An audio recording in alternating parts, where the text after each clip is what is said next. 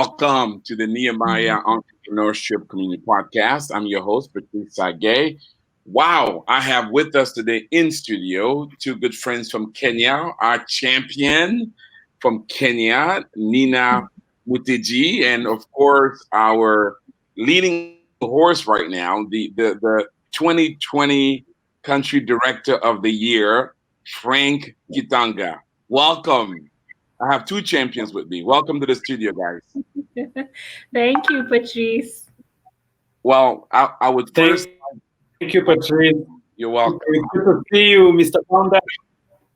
I first want to thank. Yesterday was an amazing celebration. I'm not sure if some of you guys, got a chance to participate, but we did the ribbon cutting and the grand opening of the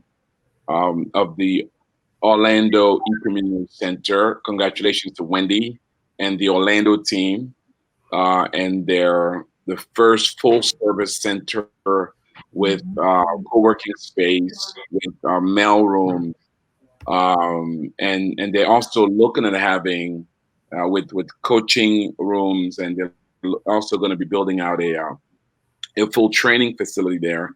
And so congratulations, Wendy. Thank you, Hosanna, Kings, Dean and Jane, Yannette and Orlando, and really the entire Orlando support-based biblical entrepreneur. Thank you. You guys made a milestone yesterday.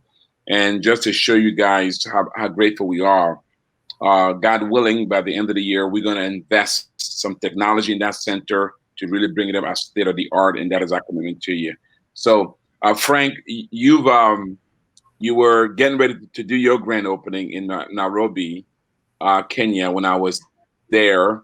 Though your center was not going to be a full service center, but you were going to go your phase one opening, and COVID kind of threw water on that party. So how do you feel about what Orlando did yesterday? Yeah, so I'm saying a congratulations to Wendy, a congratulations to the HQ team, just to get where this has gotten in Orlando.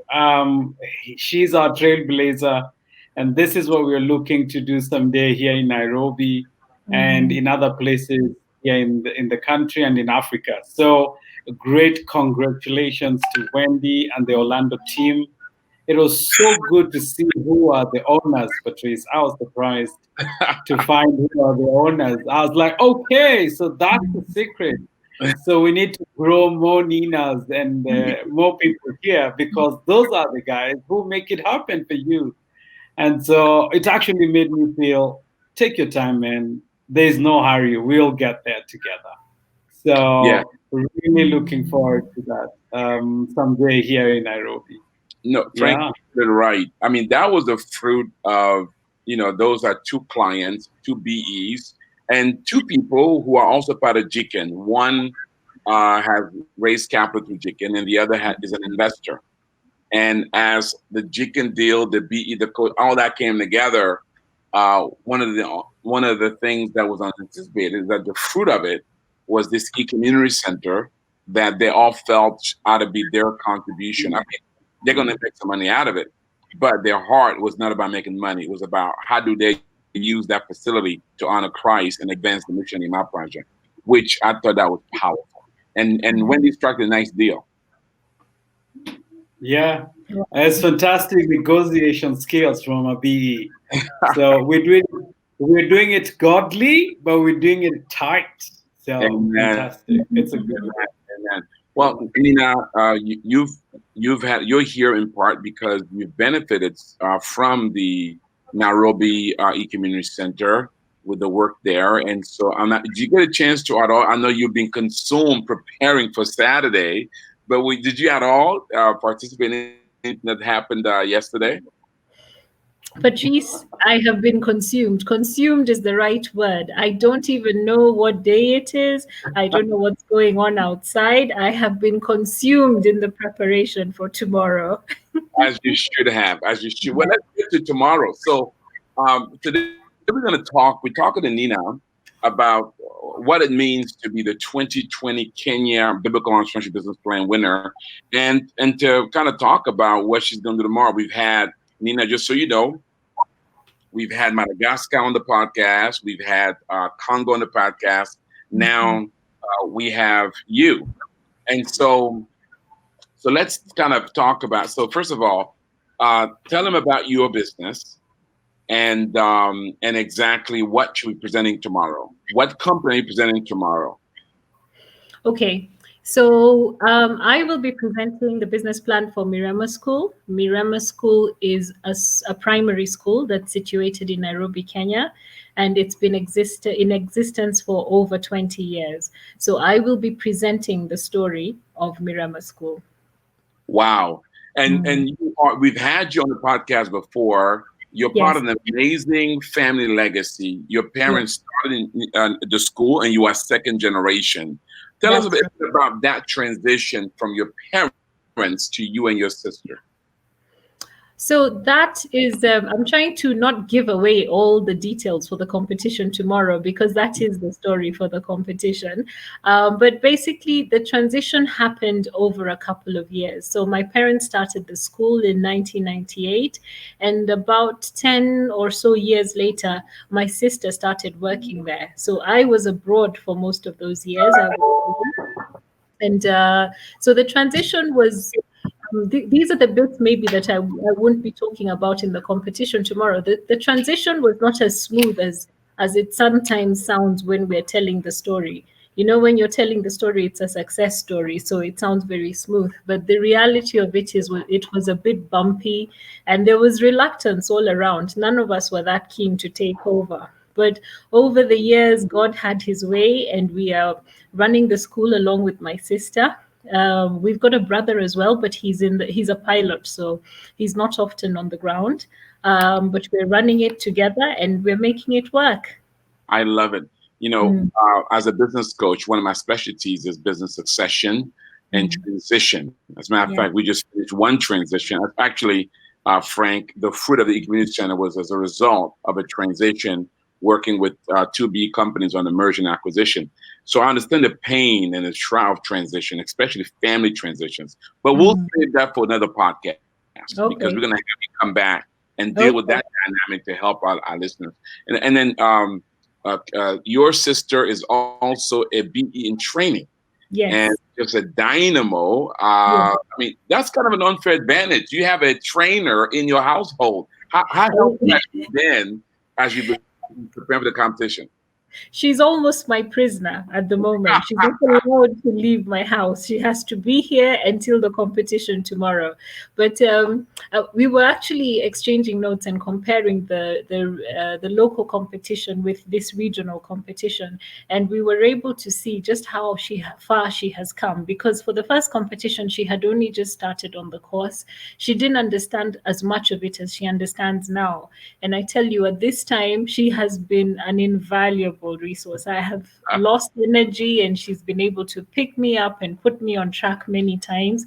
So she has been a great help. And you know, my sister, she's a dynamo. I love it. And what I love about your relationship, just from the high level I've heard from both of you guys are highly competitive, highly love each other, highly driven. So there's a lot of sparks in that household. A lot, yes. Positive and negative. We've got a lot of action. It's never boring in this household. Your poor parents, they had to deal with that growing up. Yes, exactly. But actually, while we were growing up, we spent a lot of years apart. So we didn't spend much time as adults together. So it's only been maybe the last 3-4 years that we've really spent time together as adults. So we're still finding our way, seeing how things work, but we get on well. We complement each other well. Wow. We're talking to Nina, who is the 2020 winner for the business plan competition in Kenya. She'll be representing Kenya at the regional competition for Africa on tomorrow. By the way, if you've not yet signed up for that, you can go to Nehemiah ecommunity.com, NehemiahEcommunity.com, and there you can sign up for the competition tomorrow. There's still space available. Go sign up so you can come and cheer Kenya, Madagascar, Congo as they compete to who will represent Africa for the 2020 2020 Nehemiah International Business Plan Competition in August at Nehemiah Week. We also have with us Frank. Frank is the director of Nehemiah Project Kenya, as well as the director of the E-Community Center Nairobi. And Frank was Nina's instructor and coach. So she's a fruit of his labor. And I think, was Deborah part of the training team with you, Nina? Or so Yes. this is your work and so Deborah should not have any voice tomorrow as with the judges, because she'll be a little biased, because you're one of her students. Absolutely, and I often hear Deborah's voice in my head. Even as I was signing up today, the last few days I've been talking to Frank throughout, but Deborah's voice is still in my head. Even as I was signing up, I was hearing, "Don't be late, Nina. Get it together." I love it. I love it. Hey, if you want to participate in the conversation, you can just go ahead and share a chat with us. You have questions or comments for Frank or for Nina, we'd love to hear it. Ruth says this. Ruth is Frank Partners in Christ, part of Frank's team. Frank, first stab that has actually worked out. Yeah, he's had a few hit and misses, and so she says congrats. So first to the Orlando E-Community Center. She said congrats to Orlando E-Community Center team. We're looking forward to such milestones here in Nairobi. And then also she says, hi, Kenya, our Kenya champ. We're rooting for you tomorrow. And by the way, those in Kenya, in East Africa who are with us, listen, you want to come. Here's why. Because there's going to be 2 potential winners tomorrow. All right. Of course, one winner will be who the judge will select to represent Africa at the international competition in August. But then the audience will get a chance to select their own winner, right? The people's winner. And that person will receive cash prize. Now, of course, all tomorrow are going to receive cash prize because they've won for their country, right? That's worth noting. But the people's winner tomorrow will receive an additional cash prize as a way to show. It would have been money to help them get to Mexico, but at this point, it's gonna to buy Wi-Fi. There's a lot of Wi-Fi. Your Wi-Fi cannot go down during the Nehemiah week. Yeah, we've got enough. We've got enough to keep the Wi-Fi going and to buy a small generator as well. I love the generator. That's right. Albert says, great to hear your story. And then Deborah, your instructor, your trainer, and coach says, I'm proud of you, Nina, but I'm an impartial participant. I love it. Yeah. Thank you, Deborah. Mm-hmm. Let's talk about your experience in the class. So first, what led you to sign up for Biblical Entrepreneurship, and how was that experience for you? Okay, so I heard about BE from a good friend and coach of mine. Her name is Betty Kimani. She runs a school, and she's a 3rd generation director. And Betty is one of those people that's really good to talk to, because whatever you're going through, she's been through some version of it before. So whenever she sends me any information, I usually take time and look at it, because she's a real connector of people. In fact, I think apart from Frank, I haven't met anyone who's such a connector, because Frank is pretty good at it as well. So Betty sent me this flyer and said, come along to the free session. And I tagged my other half along and we went to it. And I just immediately connected with the content, because I am always looking for a space where you can be yourself and you can feel comfortable. And so when I heard what was going to be covered, I knew that was a space I wanted to be in. Wow. And so you then decided to sign up for the class. Now, as you went through, we have a 100% money back guarantee, and we've never had one person exercise it yet.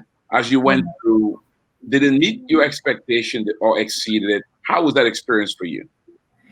It actually exceeded my expectations, because I was expecting content. I was expecting some general, good information. I've been to many classes in my lifetime, so I had a good point of comparison. But when I actually received the books and I went through them, I was like, okay, this is special, this is different. But what really made it different for me was the way that we were learning. So we were learning content on how to apply biblical principles to business. That was new to me. And the bit that really made the difference was the coaching element, because it's one thing to learn the theory, and this is something that we know very well at Mirema School.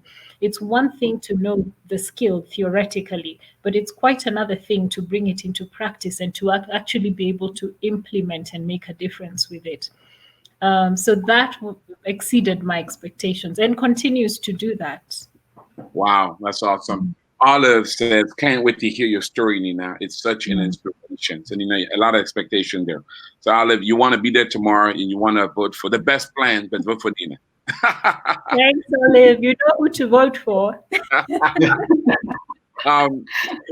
It seems like this gal, what's her name? The one who referred Nina.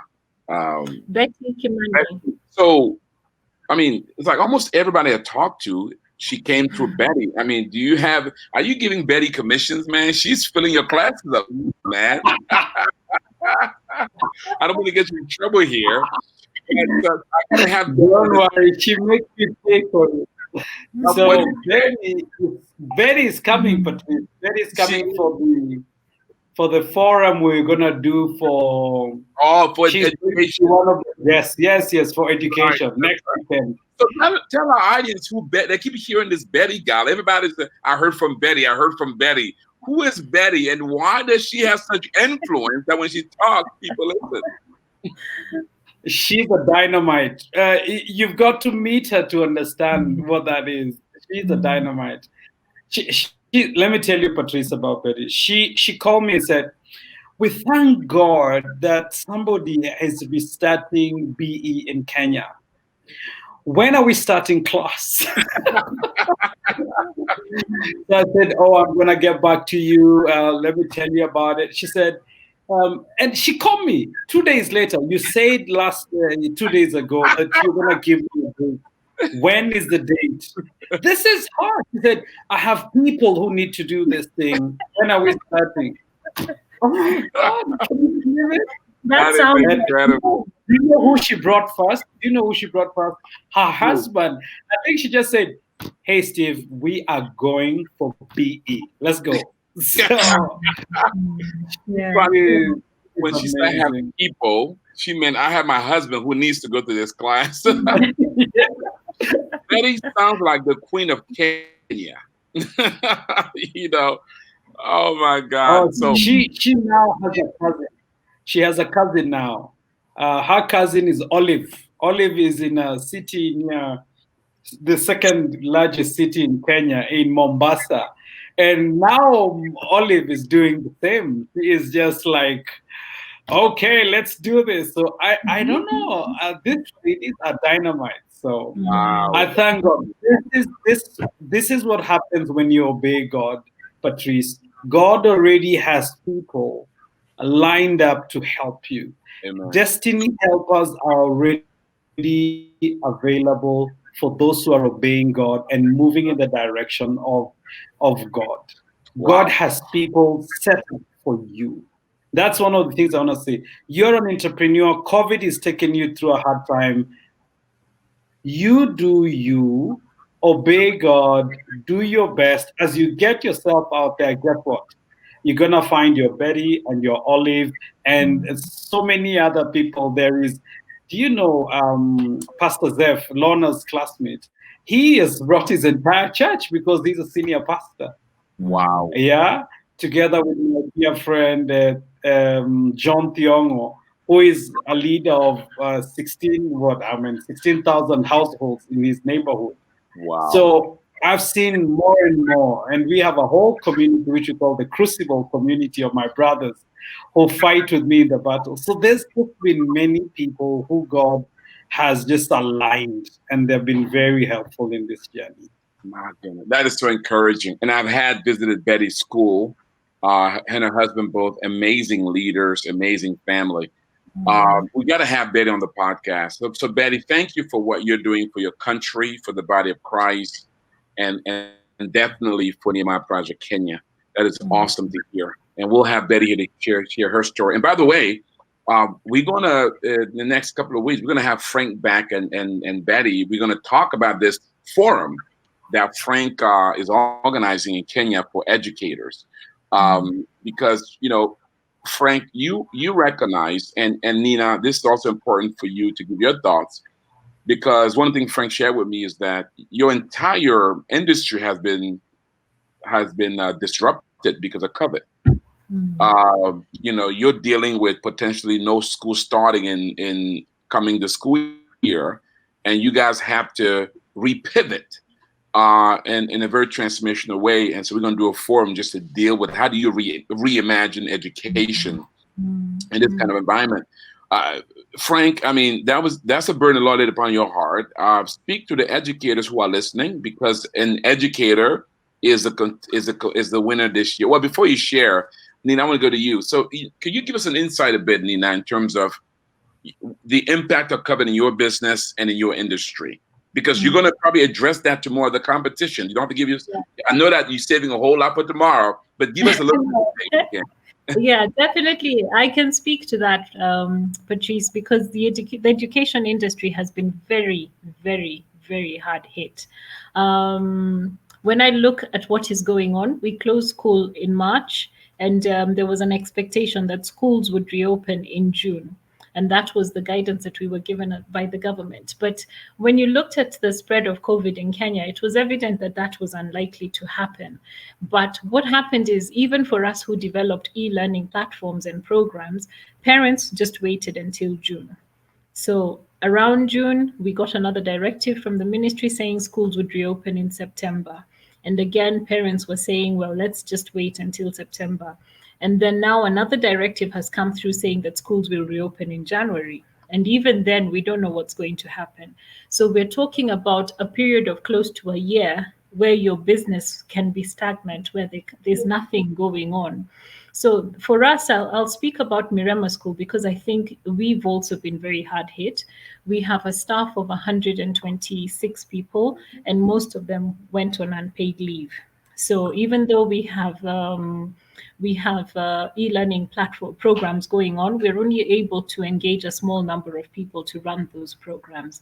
Now, for schools where they didn't go into the e-learning space immediately, then there's a lot of trouble there, because then you've got large numbers of people going for months without an income. You think about their food, their rent, and what's going on there. You can't even imagine how they're getting by. And what is happening now, and this is a little bit going into the politics of the country, is the government is not looking like they're going to support private schools in Kenya. It looks like the support will go fully to public schools. What that means for private schools is that many are closing. I think we're at close to 150, I think, as of yesterday or the last 3 days, because I've been in the preparation bubble for a couple of days. But you've got schools literally shutting down, especially those that have to pay rent for the premises that they're using. Now, that's not a pretty picture, because once you close down your business, restarting again is very, very difficult.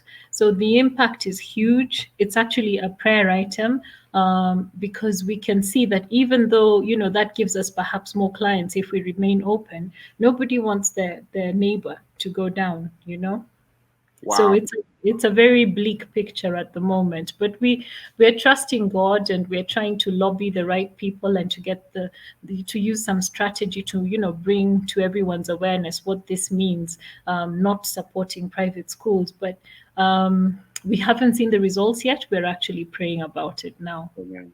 And hopefully this forum on reimagining private education in East Africa or Kenya will hopefully create some buzz. And then more important than that, I know that Nina, we're talking with you about potentially making some investments. So if a Jikan investor is listening to this, this is the business that I talked to some of you guys about, that we do want to come alongside, because if we as Kingdom investors can come alongside the private Christian schools during this tough time, right? So that way they can thrive and they can survive this time. Because here's the bottom line. I believe in Christian education, Mm.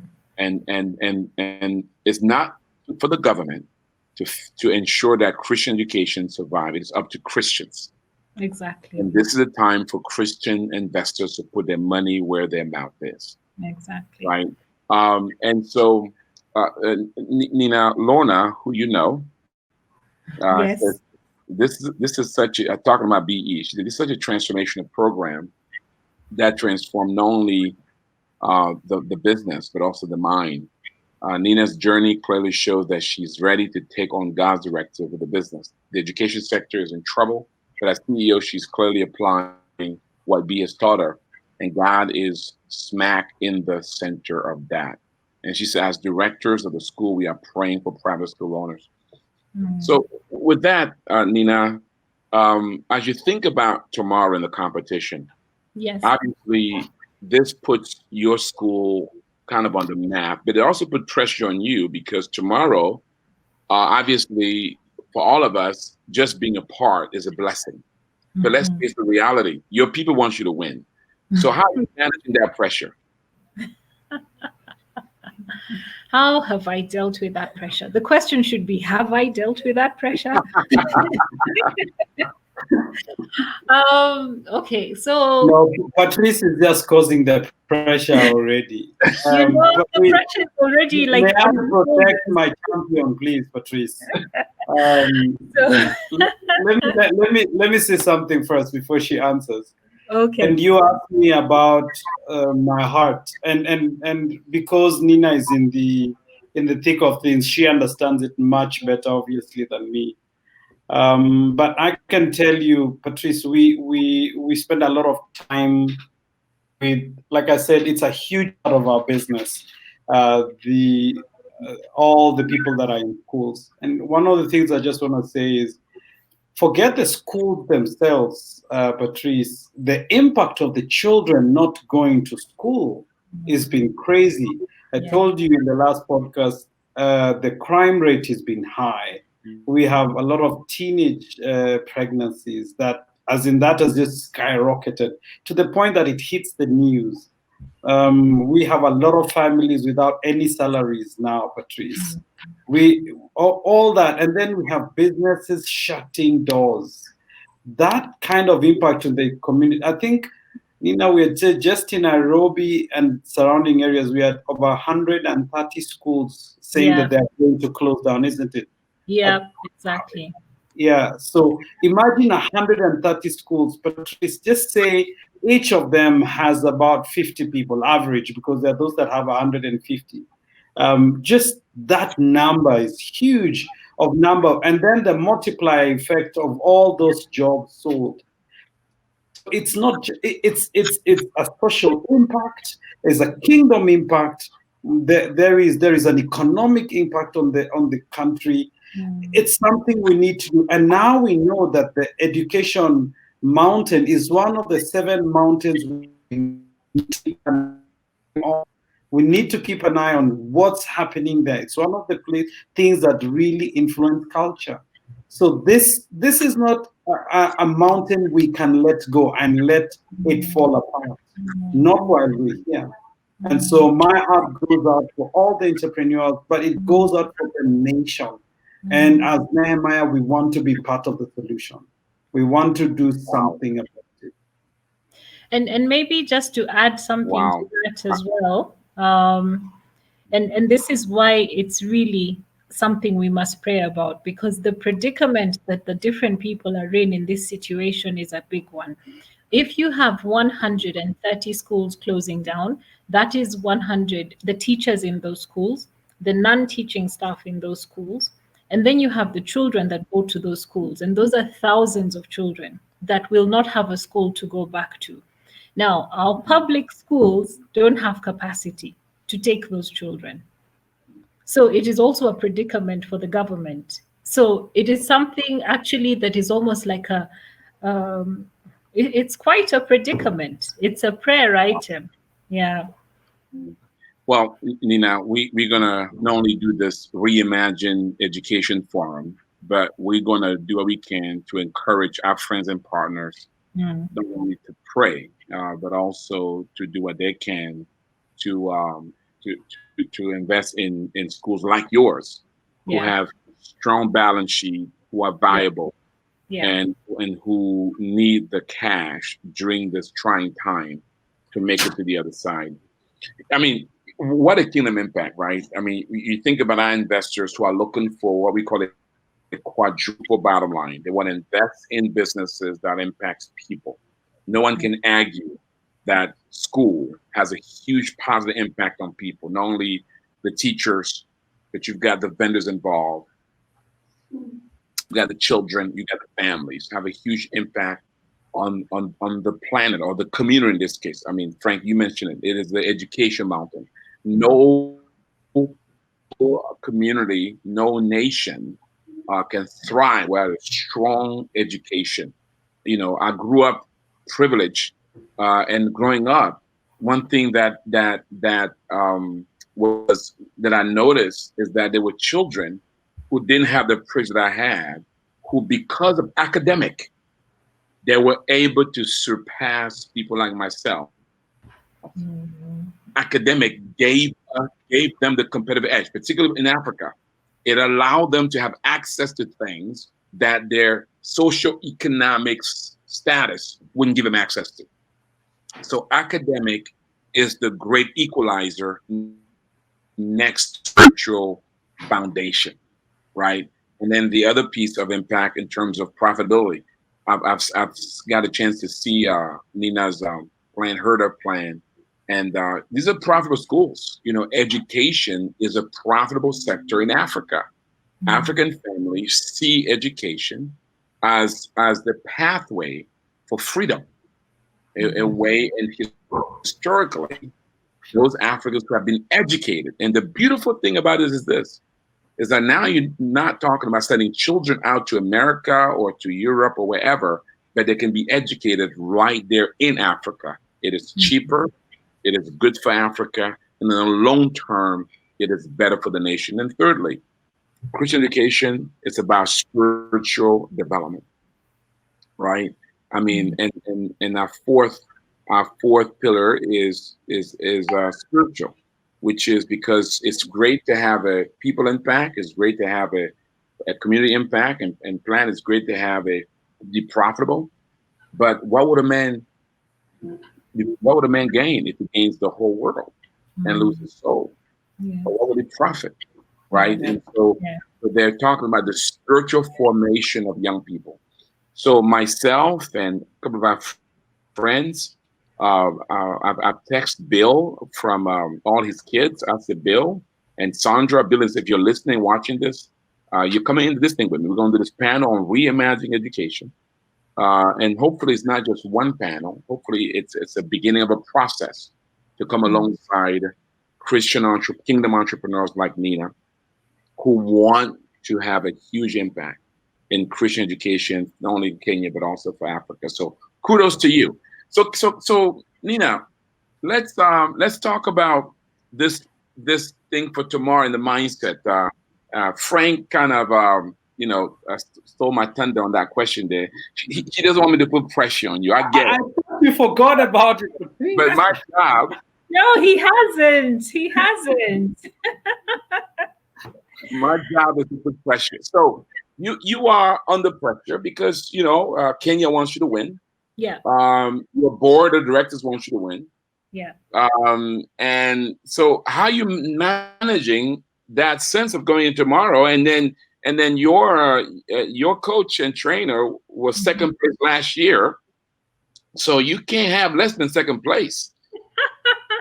in the global competition, not in the African competition. That's right.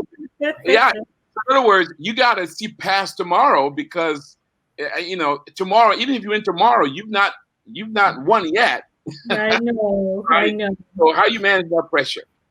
And I'm asking this because there are many listening and watching, and they want to know, because they want to know how to manage the psychological pressure of a competition like this.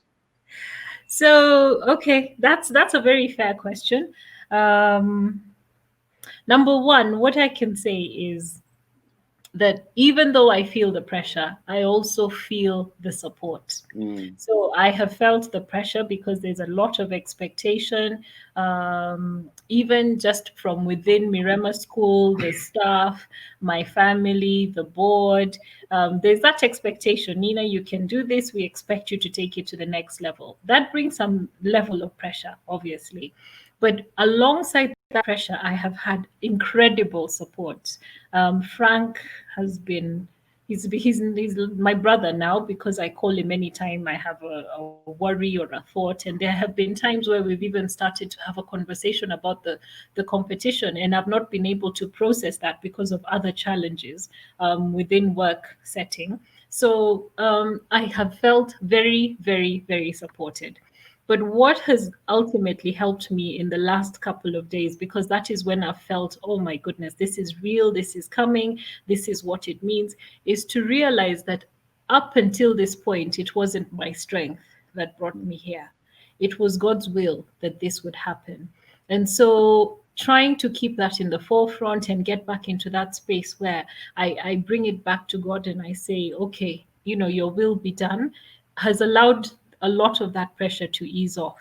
So there was a day Lorna came over and we were supposed to be doing some work and nothing was happening. Nothing. The stress was too high. We hadn't had supper. It's little things like that that can push you over the edge. And that day we just stopped and took some time to pray and ask God to let his will be done.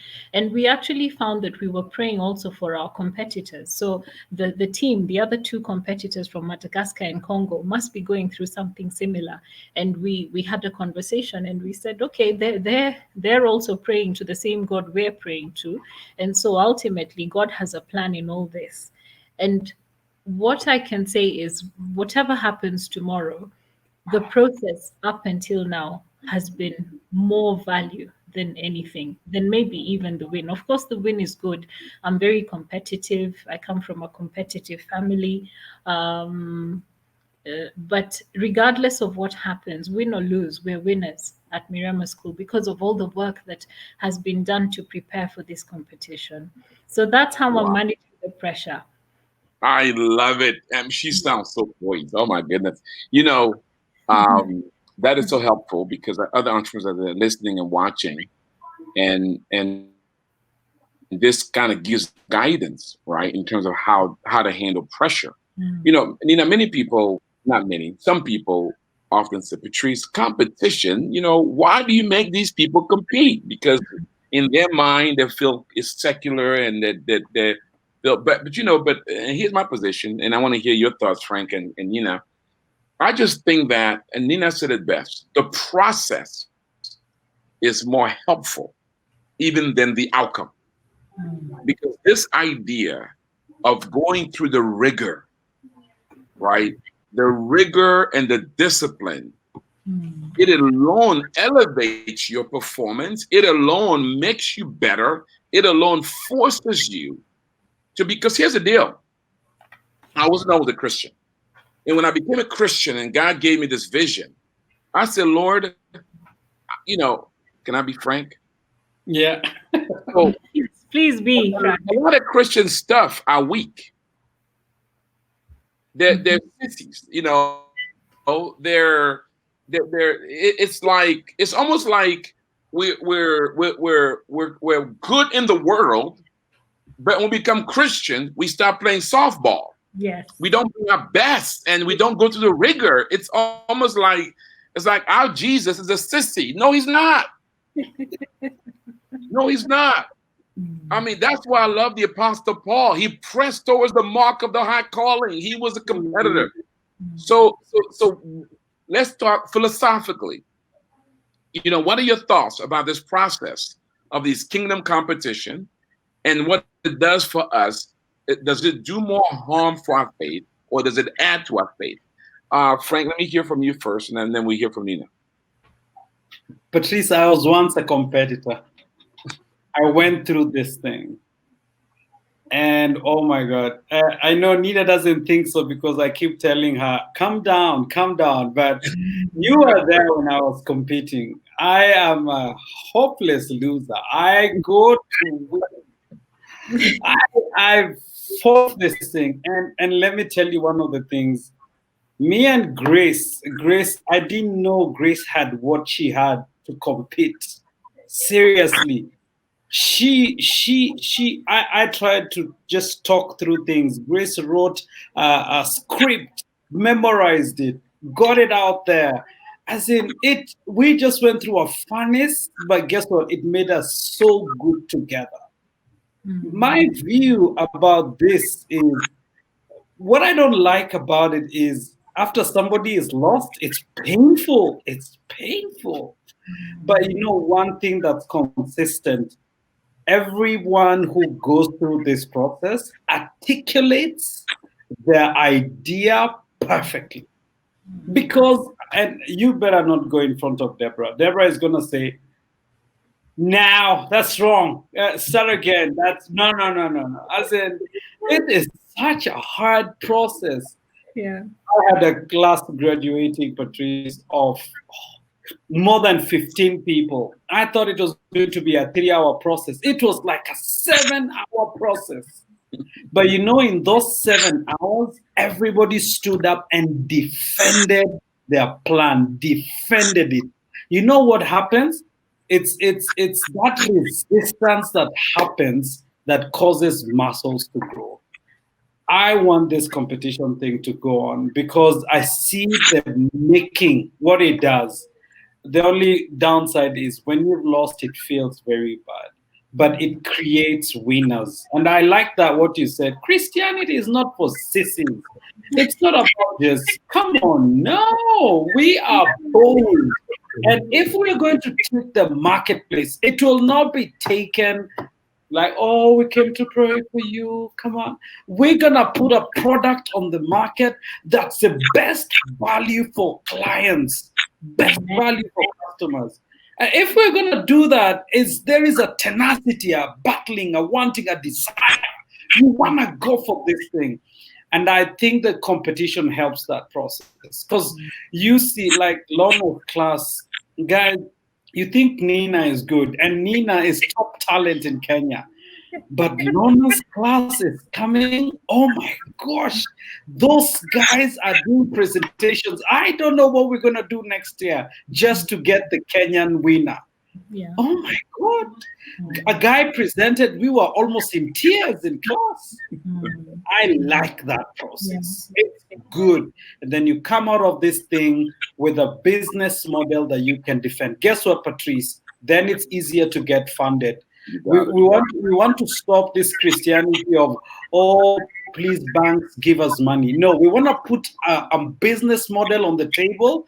They listen to you. One last one. Sorry, I probably went overboard with this, Patrice. But do you remember Fred? Who came from? As a matter of fact, hold on. Before you go, look what Fred said. Fred said, let me tell you, Fred had bank managers come to visit his business. Wow. He knew exactly what to say. The guy, as in, he wowed this guy. This guy said, we're going to fund your business. He knew the words. He knew how to articulate the business need. He knew how to articulate his business model. He had the numbers to show them. Where did that come from? And forget Fred.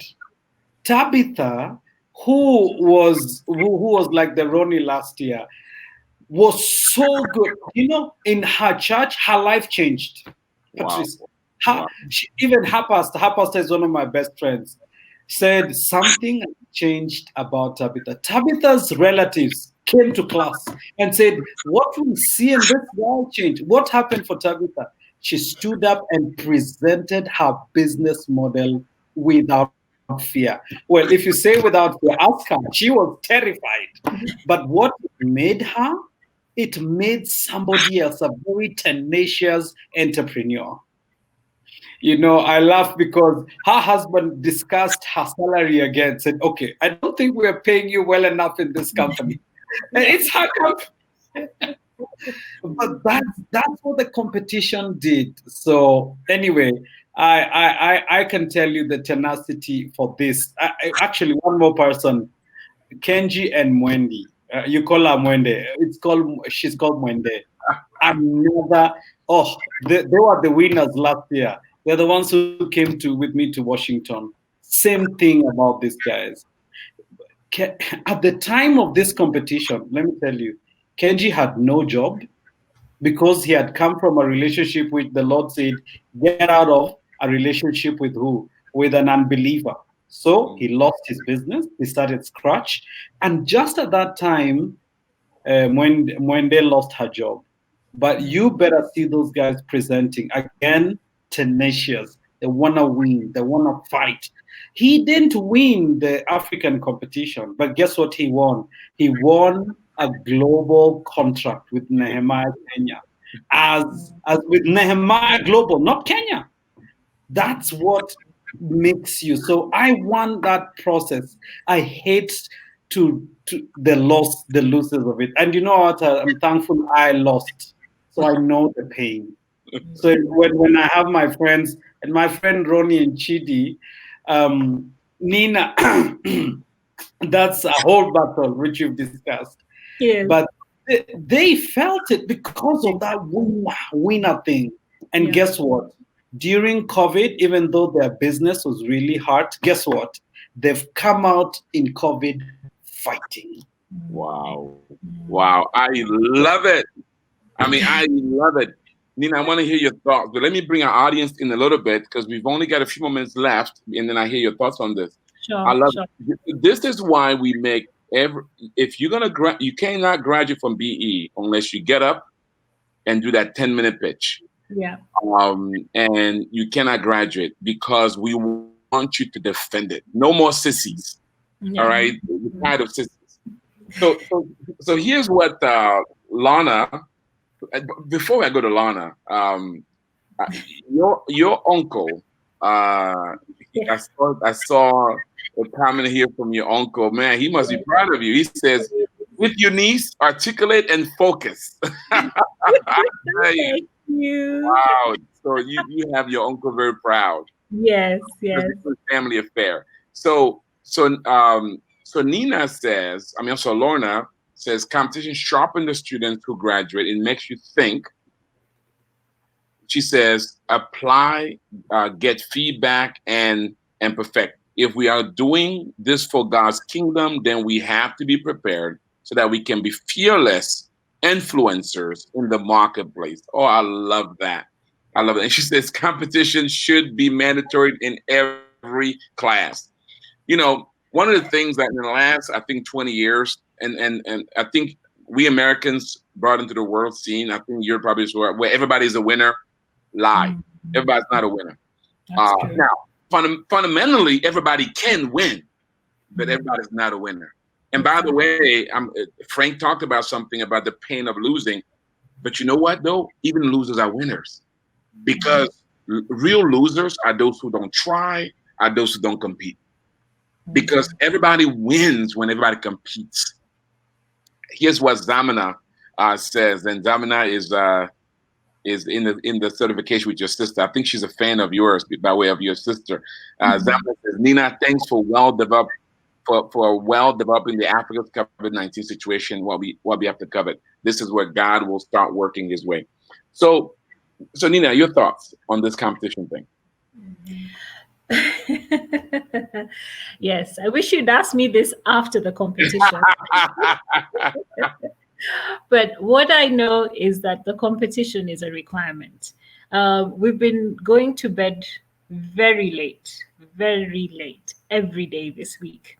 And at one point I asked Lorna, how come, because she lives close to where I live, so I walk her to where she, to halfway home.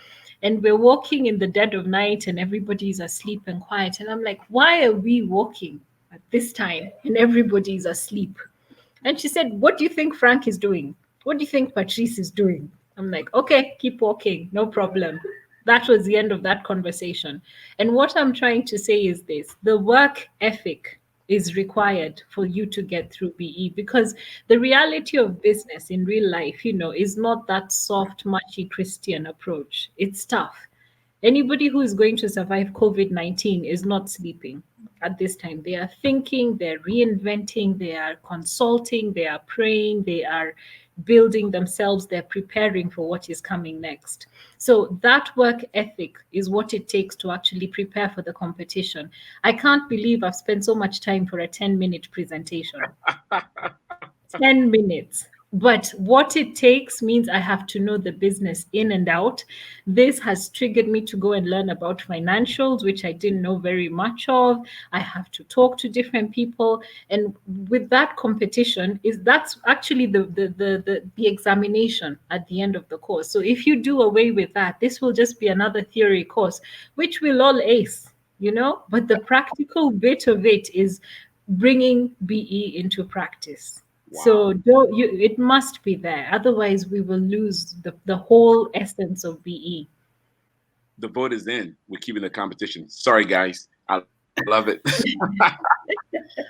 Here's what Fred, who raised money from Deacon last year. By the way, so there's the competition, but then Nina may be doing two pitches for Nina.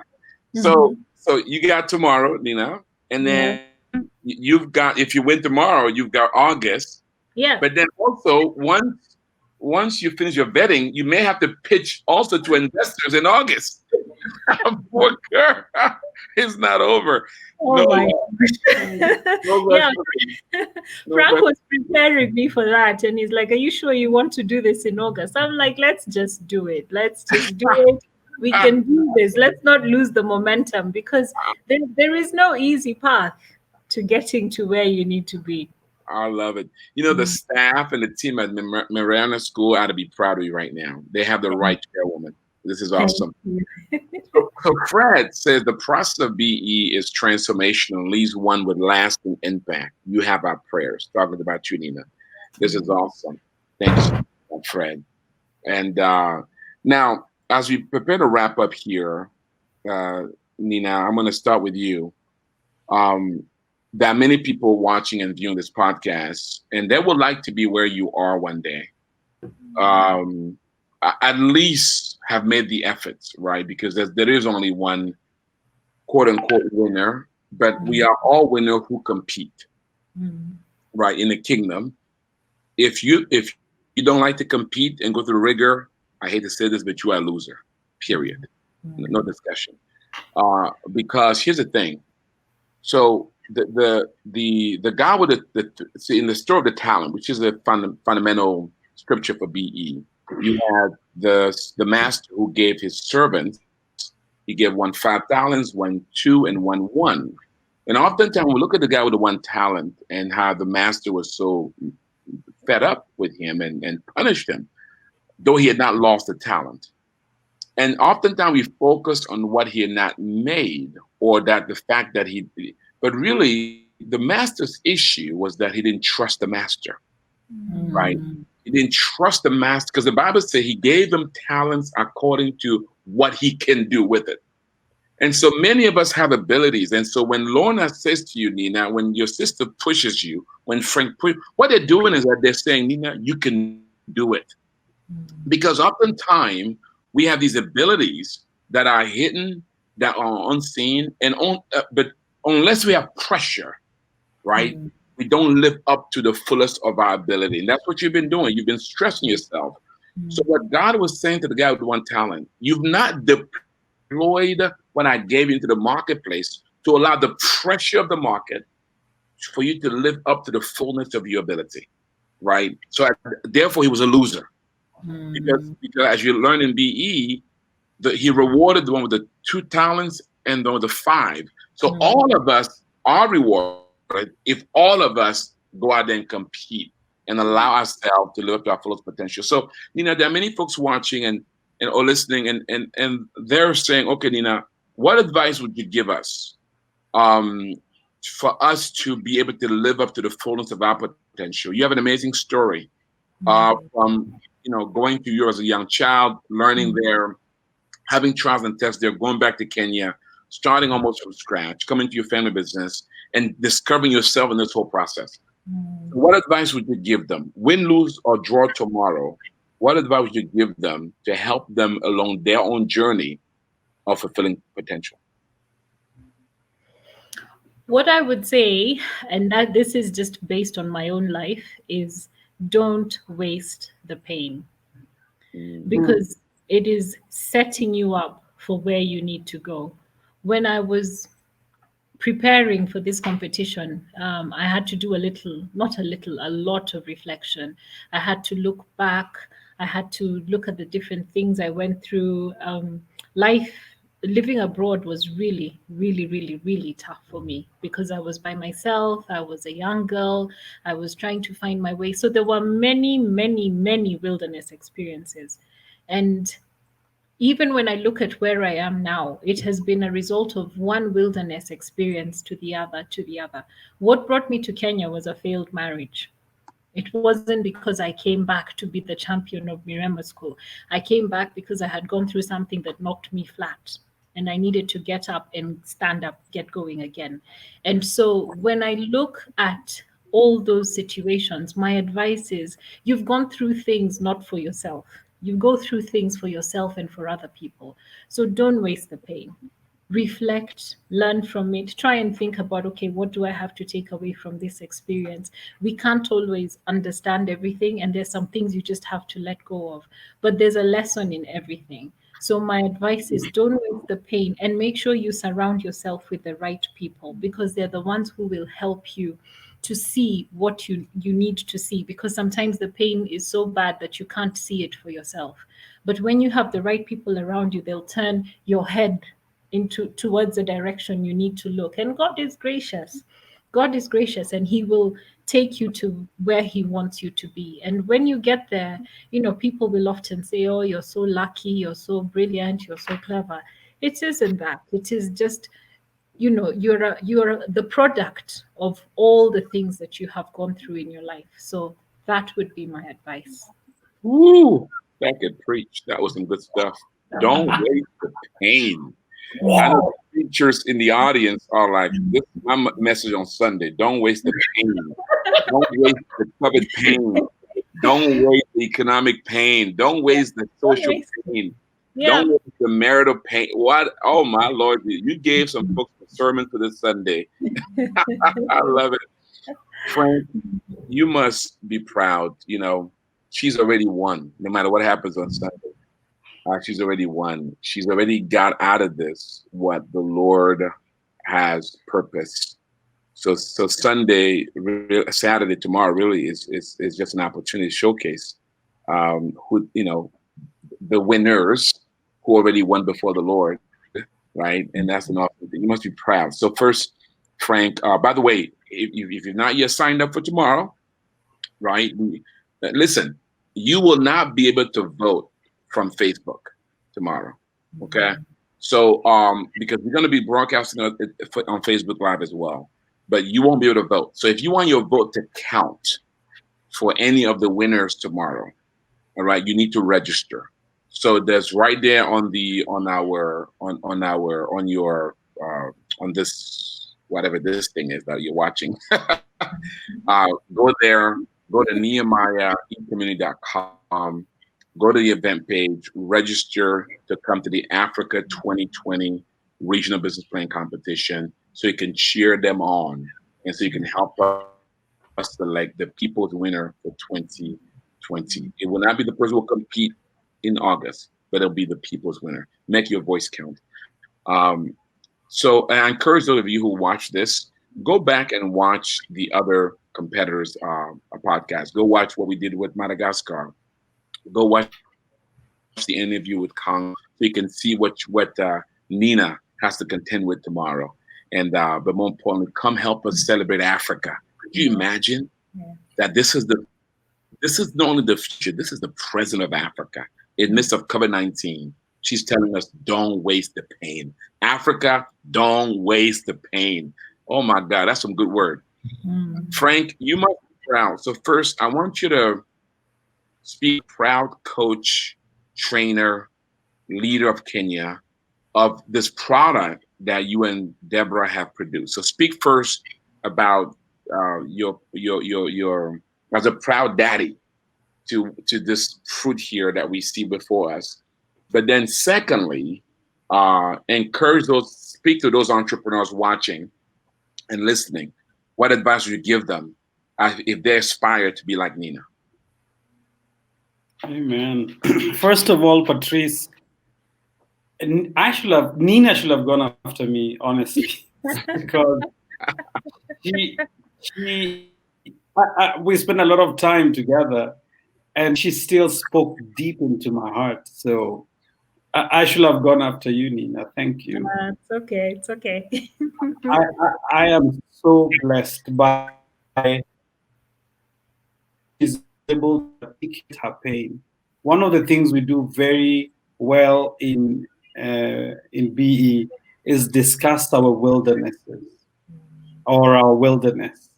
And you know what? One of the consistent things I see is many guys, as they go through the program, they get in touch with their pain, because we say, look at your pain to determine your passion.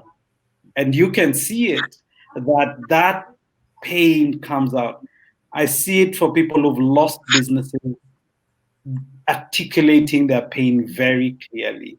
I see it for people who've lost loved ones and they're finding themselves in BE and being able to articulate how they lost their loved ones. I see it in guys who are recapturing their career because their career went bad and they're finding it again. That is worth everything we go through, Patrice. The price you've had to pay and the charges you were kicked out of, it was worth it to birth this process, because we did not know, but it needed to be there for Nina to find herself and then explode into an incredible entrepreneur. This is like Mother Africa, as in this is the representation of what Africa needs today. It's okay to have gone through pain, because that becomes where we're going. It becomes us like a place we dive through. So I'm super excited with that. And I'm super excited with that kind of impact that BE has become a place for healing for entrepreneurs. Thank God for that. Patrice, I forget the second question. What was the second question? The second piece was, what advice would you, those who are watching, listening, they're saying, I want to be like Nina. Yeah. So obviously, I already said it. I said, you want to do BE. But it's more than that. You want to do it in a way that you give of yourself, give yourself a fighting chance. Being part of this Nehemiah community is one of the things you can do. You can become a member of the community. You can go through the BE experience. You can join us in Nehemiah Week, which is coming up in August. As in, there's all kinds of opportunities available for you. As in, we have a special program every Friday at 4 for women in business. There's all kinds of ways to get in touch with us and for you to begin your journey. For those who haven't begun, but for you who is in BE, engage at 100%. And it's like that dog that holds the bone.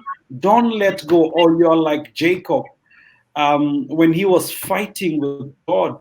As in, he fought with him until the morning. That tenacity to battle for your soul, to battle for your destiny, be willing to be challenged and to make it all the way. So don't settle for just a bit of it. Do it scared. They say do it scared. Do it anyway, even if you're super scared, do it anyway. To be sincere, that's me and Grace as well. We are doing it scared. You're doing it with everything we have. And guess what? Destiny makers are on the way of those who are obedient. As you do it, Nina did not know one day she will have an opportunity to be coached by Patrice one-on-one. This is one of the best coaches in the world. But that's why her business model is turning around. So, wow, fight it. Incredible. Before I close here, do you have opportunities coming up in Kenya for those in Kenya and East Africa or Africa in general who are English speakers? They may want to take advantage of services from your center. Do you have things coming up you can share real quick before we wrap up? Yeah, absolutely. Two big things coming up in August and September. We have a new executive class beginning in the month of September. So Biblical Entrepreneurship Executive Program, which is what Nina has been through. So if you want to do that, that's coming up in September. You can sign up that. You can get in touch with us. You can sign that. You can sign up. We have an incredible program starting for those who have finished their BE programs, or if you've never gone through a BE program. And Patrice is going to start a coaching for the next 12 months for a new group. We have a group going on now, but for you who want to be mentored over the next 12 months with a very specialized curriculum, we have that coming up. In fact, we have a seminar determined by Patrice on the 1st of August. That's when we're going to run our seminar. And Ruth, you can confirm for me that. And we only want to do 10 to 12 people. And we already have Nina is joined in on this. She wants to be coached through the next 12 months, because it's not enough to just get information. Now we want the implementation strategy in place and support to get it done. Because one of the weaknesses we've seen about systems in Africa is we are not accepting to get good coaching to support us to do it. I've just seen that changing people 100% in those people we are coaching right now. So that's an opportunity coming up for those who want to be part of that. So, and we will also talk about it tomorrow with Patrice. I love it. Hey, if you want to take advantage of that, you need to get in touch with Frank directly. Of course, you can go to Nehemiah website as well. But team, put Frank's email, frank@nehemiahproject.org, frank@nehemiahproject.org, and you can communicate directly with him in his office in Kenya to take advantage of that. He got folks, you don't have to be in Kenya to do it. You got students from Congo, from Ghana in your class. Yeah. We have been recruiting from Rwanda, from Nigeria, all these English-speaking countries now, because we are completely online. Yeah. So when we pivoted during COVID, we are 100% online. So yeah. Awesome. And Nina, if somebody listening, a parent, and they're saying, you know what, I want my children to go to school like the one that lady leads. Whether they're in Kenya or somewhere in Africa, they want to send their students there. Where do they go? How do they get in touch with you, Nina, if they want to be part of the school? Okay, they can reach us on our website, www.miremaschool.ac.ke. Mirema is MIREMA. So www.miremaschool.ac.ke. And also they can look us up on Facebook. We have an active Facebook page. Our name is Mirema School on Facebook. Awesome. Yes. So team, please put her website up there. If you could type it on the chat. Oh, there it is. miremaschool.ac.ke. And you can also find them on Facebook if you want to be a part. If I had young children, I was in Kenya or anywhere in Africa, and I was looking for my children to go, I would send them to that school. If this is the leadership you have there, then my Lord, I can't imagine the teachers. Amen. It starts at the top, right? If the top is right, the bottom must be okay. Absolutely. Yeah, that is awesome. And then Ruth also put up here, there's a BSA seminar coming up August 5th for the first, and then the experience coming up August 19th in Kenya. So you can contact Kenya at Frank at frank@nehemiahproject.org. Frank, well, thank you so much. You make us proud. As an African born, I am proud to be African because of people like yourself. So thank you for making us look good. And we'll look forward to tomorrow. Friends, we invite you, please sign up tomorrow and come and support this thing for the regional competition for Africa. Support Congo, support Kenya, and support Madagascar. And let's select one person that would go to the international competition and hopefully contend. I think last year Mexico won the international competition, and we'll see what happened. What will happen this year? With that said, Frank, thank you so much. Nina, thank you so much. You guys were awesomely amazing, and Nina, I wish you all the best tomorrow. I'll be praying for you. Thank you, Patrice. Thank you. Yes. Well, don't leave yet, friends, because I'm about to pray for you. But before I pray for you, and then after I pray for you, there's going to be a video about Nehemiah Week, because I do want to invite you to come to Nehemiah Week this year and join us and support what God is doing around the world. We're going to have great trainers and coaches who are going to be sharing for the entire week. Michael Pink, Oz Hillman, I'll be sharing. Kenji will be sharing. Many others will be sharing on different aspects. The whole focus is going to be around how do you be more strategic with your business at this time, so that you might be able to make sure that 2020 does not have to be a no growth year, right?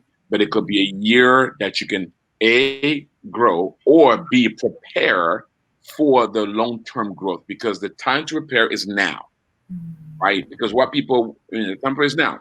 Those who prepare so that when the time comes, you're ready to go out there. We're not yet hitting our forecast numbers, but we are performing better than 2019. Wow. In 2020. 2019 for us, top and bottom line, is better than 2019, and that can be the case for you as well. We're going to be sharing with you what we're doing, what you can do as well in your business, so that you can experience that year for you today. So sign up for Nehemiah. Go to nehemiahweek.com, and register and sign up and join us for Nehemiah Week, so that you can help us celebrate global entrepreneurship. With that said, if you enjoy this podcast, share with your friends, share with your family, because we've got to change the narrative about Africa. I mean, what you heard today is not an exception. Frank got many Ninas in Kenya, and there are many Ninas in Congo. There are many Ninas in Madagascar. There's an underground movement happening in Africa that is shaping the future of the continent. If you've been discouraged about Africa and you felt hopeless, share this with your friends.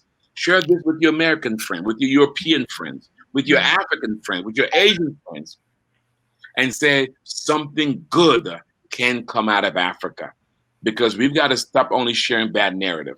Africa is not defined by its political leaders. It is defined by its civilians and its business owners, people like Frank in Kenya. They represent the progress of Africa, the future of Africa. Those are the ones that you can depend upon and invest in. With that said, let me pray for you. May the Lord bless you. Amen. May the Lord enable you to steward those talents that He's placed under your care, and to steward in such a way that one day you will hear those wonderful words: well done, good and faithful servant. You've been faithful over a few things. Guess what? You're not going to be ruler over much. God bless you. By the way, you see this t-shirt that I have, this shirt that Frank has? This is, we're going to do another one for this year to commemorate the year of COVID, because we can't come together physically because we don't have the Nehemiah Week shirt. We are going to do one just for this year. And Nina, I promise you this: if you win tomorrow, you got a free shirt from me. Yay, that's a good incentive. Well, don't you leave. Don't you leave. Watch the video. Don't you leave. Watch this video. Nehemiah Week is an annual event designed to equip entrepreneurs and leaders from around the world, to inspire and to honor marketplace leaders for their accomplishments and what they're doing to model Christ in the marketplace. God is doing incredible things at Nehemiah Week. Ladies and gentlemen, God has called us to be a light for Him, to be an example for Him, to be a model for Him, so that as others see us, not hear us, but see us, they can see a model of Christ. Yeah, each year at Nehemiah Week, we gather the nations. Our vision is to transform the marketplace with the gospel of the Lord Jesus Christ, one entrepreneur at a time. We have learned to do business in a godly way. I'll actually spread this to our church as well. Through the course of Nehemiah Week includes information around principles of biblical entrepreneurship, so really looking at biblical economics. What we've learned this week is about training. Nehemiah project is about training and then coaching and then accessing capital. Nehemiah gave me a godly vision. Really impacts the way that I see doing business. Nehemiah Week not only gives birth to new ideas, it connects us with resources and relationships that makes them possible. So what we want to do is not just affect here in the U.S. We want to take this curriculum all over the world. Whatever it is, the question is, what impact will this have on others? It's something that's going to change lives. So I'm ready to use whatever I have for the benefit of the kingdom of God. I believe that the nations are going to shake because of this week. Biblical entrepreneurship takes a stand to say we are going to be witnesses for Jesus Christ in the marketplace.